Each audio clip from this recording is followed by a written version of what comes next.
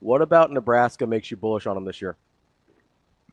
Numerous things. It's year 3 for Coach Roll.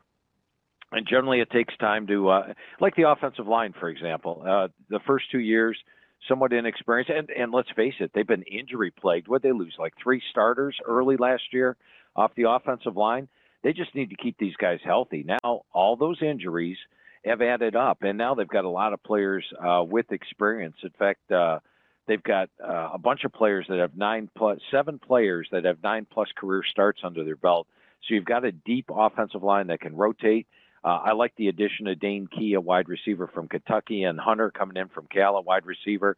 Rayola is now a sophomore. He's going to have a much better year this year and have a better control of the offense. The running backs, I mean, once Holgerson took charge, Johnson last year had 528 yards the last 4 games, so they're dynamic there. My biggest question mark is they had a dominant defensive front, and now they're inexperienced in the defensive front 7. But I still think they'll be strong. This has been a top 25 defense the last 2 years. I like the secondary.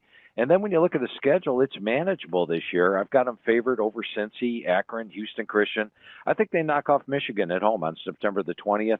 And then they have Michigan State at home. At Maryland's winnable. Minnesota's going to be a tough test. Fleck has got an underrated squad there. I rate that one a toss-up. I rate the USC game a toss-up at home. You know, USC was basically 5 plays away from being 11-0 last year. They lost 5 really tough close games. I don't know if Nebraska fans know anything about losing close games, but it comes up quite a bit around here, Phil, you jokester. Why are you bringing up old stuff, Phil? But that was USC last year. 5 close losses, or they could have been 11-0.